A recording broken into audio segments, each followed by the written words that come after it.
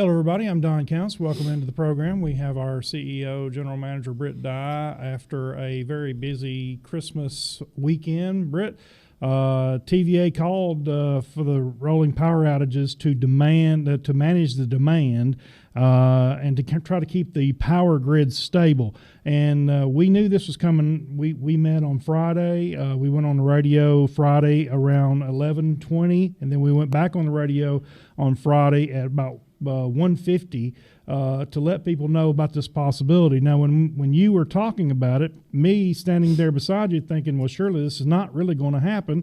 And they actually called for it Friday for a minute, but they backed out of it pretty quickly. That's correct, Don. You know, the what we try to do is let the customers know as quick as we can when we know something. But, at the same time, when TVA puts you in curtailment, you might have 3 or 4 minutes to put something in place to get it going. I mean, we have our low curtailment plans, written, but at the time of when you call for 5% or 10% to roll power outages, at that time you got to make different changes to your plan accordingly to where all the load is or what you need to drop in a real quick manner. Yeah, each year Britt goes over with us the load curtailment, which is in steps, and I don't know all the steps, but I know we've seen step 10, step 20, we've seen, I don't know if I've even seen 30, but it went from 30, 40 to 50 just like that without really time to prepare very much. That is correct, and that was about a 2-minute time frame. When you go from a 40 to a 50, then when you start going to a 50, you have to roll power outages, and it was demanded from TVA that all the 153 local power companies had to do that. We were able to shed a little better than 2,000 megawatts off the grid, and it's a good thing that we were able to do that, because if not, with the infrastructure being that critical, it could have been where we would have been without power for days or weeks. You can't start up a power grid, in 30 minutes. TVA considers this a once-in-a-generation storm. Again, this has never happened where we do the rolling power outages in, what they say, 99 years or something? 90 years. 90 years. One thing, on Christmas Eve morning, Britt calls me probably before 5 o'clock, and then we try to get in here to let people know. But by the time we got in here, by the time I got settled in here, they already had to start throwing some switches, and I think they started in the Park City area. That is correct. When TVA come out and said, with 30 minutes we're going to do this, but 30 minutes went to like 3 minutes. Oh. So we had to roll. Yeah. And, some of the people would want us to tell them ahead of time. I don't know how good we could do that. We went on the radio. We did our social media posts. We let people know as quick as we knew. Now, one thing that most people might not know, this was all of TVA's 153 local power companies had to do this. So this just didn't happen in Lincoln County. That is correct. And, we went to other social media posts from other utilities around us, with the exception of one. And we found where, they said the same thing just about that, we're fixing to have power out in these areas. But it got to where we was having to operate so quickly, we couldn't say every area, because some of our areas are very large. Yeah. And, you don't have time to go out there and put every street name or one particular point of having a power outage. Yeah, when you say something like Park City, we couldn't go through the whole thing saying Camargo and Belleville and all the other places down through there. Now, in Flintville, same way, you couldn't go through Kelso and Vantown and Elora. You had to do what you had to do. And one thing about it is all 153 power companies had to drop the load by 10%. And so, in other words, whatever our load was saying, which sometimes Britt will tell us what the load is, and we probably had a very high load anyway, he had to drop it 10% from that point. So that takes some calculation. It takes some time to get everybody off. And then there's also that problem or possibility of it not coming back on, which I think you had some. That is correct. We had that problem too, and it was in the Park City area on some customers. But, when you have to drop 10%, what you have to do is you have to look at your heaviest load. And that's the reason we started there, because that is our heaviest loaded circuits, the easiest to drop, and that's what we had to do. Didn't want to do it, but, that's what we done. But, then we have a co-load pickup on some of these breakers. Might have been out longer than 30 minutes. That was the plan, to have them 30 then back on.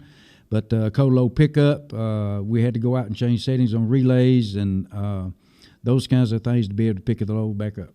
the night before the curtailment happened, you had your guys out in, I think it was on the Ardmore Highway area, I'm not really sure, but they were having some dips there, and you was actually balancing the load that night because there was so much power being used at the extreme temperatures that we were in. That's right. And sometimes you don't see, because through the summertime, everything runs normal and everything's good, but you never know what might happen.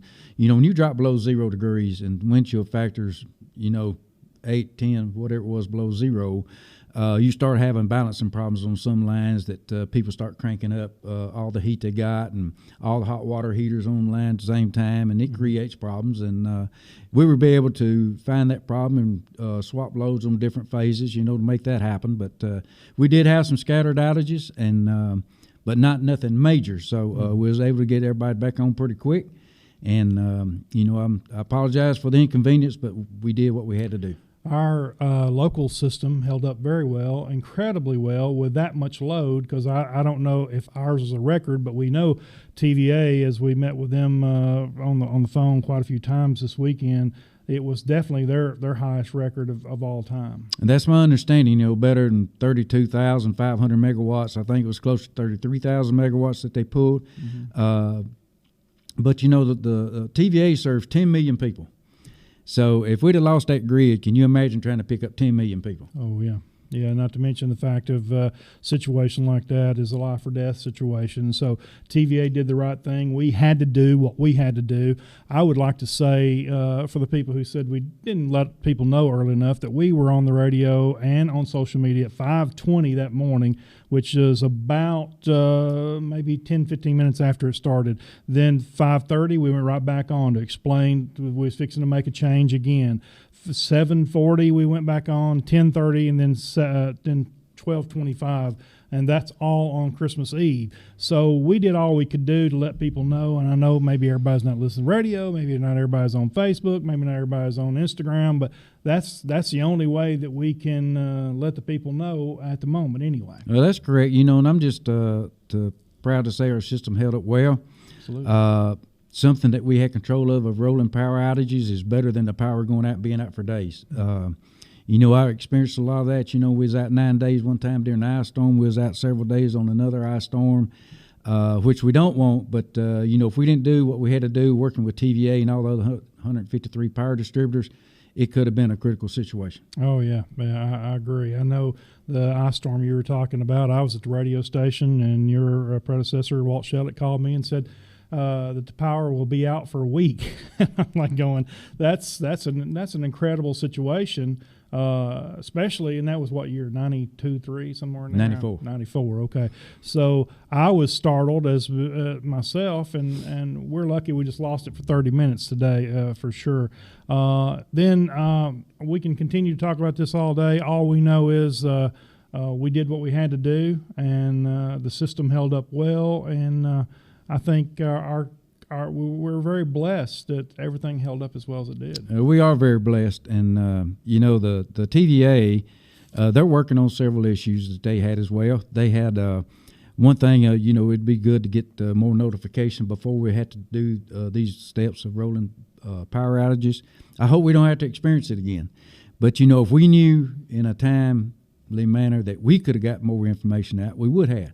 But when you get it within 3 minutes and you got to roll, you got to roll.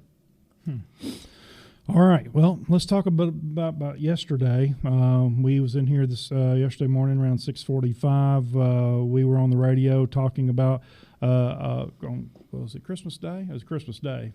I can't remember what day it was. I'm confused. Anyway, we had a water leak. It was yesterday after Christmas Day. After Christmas Day. Okay, so we had a water leak, and it was on the Huntsville Highway where the old Howard Bentley used to be, but it's a new car wash coming in now. And this was another very serious situation that we had going on. It was, and we had a bad tap that was several years old, and it caused us a problem, which had a good leak on a 12-inch main that runs out the Huntsville Highway. Worked on it most of the day before, couldn't get down to where we needed to get to. I mean, we uncovered it and we knew what the problem was, but at that time we didn't want to cut everybody off on the Huntsville Highway, so we tried to make plans for the next day to try to do some isolation with the valves, and we had trouble locating one valve because it was paved over. It's hard to find a valve when you get pavement on top of it. So we still got another valve that we're still looking for that we think that could be covered up somewhere around the Count Blanc area. But, we kept it to a minimum. We was only be able to slow the water pressure down where we didn't have to cut it completely off. Took about 10 to 12 minutes to get the problem fixed, and we were lucky on that one as well because it could have been a lot worse too. It was a big orchestration because you had to lower the water pressure from Count Blunt to Riverside Christian Academy, and FPU is trying our best to keep from dropping water at places like Walmart and the restaurants down through there, that they got to have the water to stay open. That's correct. Plus we had to worry about fire protection and those kinds of things as well. So there's more to it than just turning a valve. Good point. I hadn't thought about that. Well, anyway, so that procedure, it got fixed, I guess, and everything's good now? Got that fixed and filling up the hole this morning to pack it really good to get it taken care of. But we are experiencing a few small water leaks, and we're addressing those. And at the same time, I understand that the county's got some water issues as well. We keep supplying them with water at this time as long as we can, but we got to be sure that we take care of the FPU customers too. You got to take care of FPU customers first, and I know we do supply water to the county, and I'm assuming that goes to Petersburg as well. We feed Petersburg, Belleville, Mulberry, and out Highway 110 up to Wells Hill Road. And I think this is the tank that's on West Prospect. I'm not sure. Yeah. I haven't heard all the details. That's just my understanding. So for the people who are having water problems out there, we're doing everything we can at FPU to supply the water. But during these freezing temperatures, and I guess as the pipes start to thaw, we're going to see more leaks. Yeah, we worked, our servicemen worked just about all last 4 or 5 days on, customers having leaks on their side. That we had to go out and cut the meters off and those kinds of things to help those customers out, but which was several. But as the ground thaws, which I'm glad it is thawing a little bit, we need the warmer temperatures, and we're going to have some water leaks. Yeah. Well, when we have issues like this, Britt, we're going to do everything in our power to inform the community. We can't go knock on everybody's door and let them know, but we do our best. So I guess people just have to either tune into the radio stations, which we appreciate both of them, John Malone and his crew, getting us on the air when we need it on as immediately. So that's a big plus right there. Plus, we had our social media post there, so you can follow us on Facebook, Instagram, Twitter.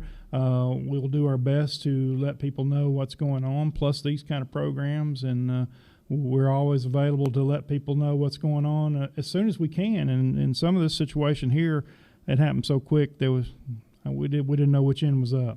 Well, that's true, and we really appreciate John with the radio station, and Ron. Right. Because we talked to him one morning, half a day, I think, and, he was having problems too. That's true. But, we really appreciate their patience of working with us, helping us get it out there on the radio to let the customers know. But I also appreciate the patience of our customers, and we do apologize for the inconvenience, but sometimes things are out of our control, and we try to handle it the best that we can. Hopefully we're just going to, and TVA will get better and keep this kind of thing from happening. I guess we're also blessed, Britt, that this event didn't happen during while school was in or while factories were working. It would have definitely been a much more serious situation if that was the case. Or on Christmas Day. Or Christmas Day. That's another bad time. So I don't know if there is a good time for something like this, but anyway, we did the best we could. We handled it the best we could, and again, we do appreciate our customers. We appreciate you and your crew for taking care of us and keeping us from having a long period of time outage, because we have experienced that. You've experienced that. We've experienced that before, being out for a long period of time, and that will definitely is an eye-opener of the appreciation of something that we take for granted every day, of having power here in our homes and here at work and everywhere else. So. That's right, Don. We try to do the best we can of keeping all services, at 100%. Wish we could do a lot better than that, 100%. But most time the power's on. The wastewater works, water works, and fiber works, natural gas works. We had a big load on the systems of natural gas too. So everything was up and running. And again, I appreciate the customer's patience, but we'll do the best we can. We always have, and we always will. And another vital, important thing that we do here that we don't talk about very much, but the sewer, that's constantly working 24 hours a day. The sewer system is always working, and you've got to have people there. And I know I heard you talking to some of them to make sure that system's working, because if that system stops working, we're all in trouble. That's right. We had our employees to come in and work at the water plant 24/7 to be sure, in case we had a problem, we were already there to try to address it, or if we saw something coming up, we need to take care of really quick. But, we're really lucky during this situation, and because it could have been worse than what it was. Absolutely. Well, we appreciate you and your leadership, and we appreciate our customers again for their patience. And again, hopefully this won't happen again. But if it does, we'll try to even get better and try to make it smooth as we can. But sometimes it's out of our control. Yeah, and I appreciate the employees. A lot of us had to come in and work every day this weekend, and they're very dedicated. They're out there working in the cold weather. They're out there putting their life on the line for any situation that we got. I really appreciate them, and it's good to have employees like that is dedicated, as we all are, to our customers. Absolutely.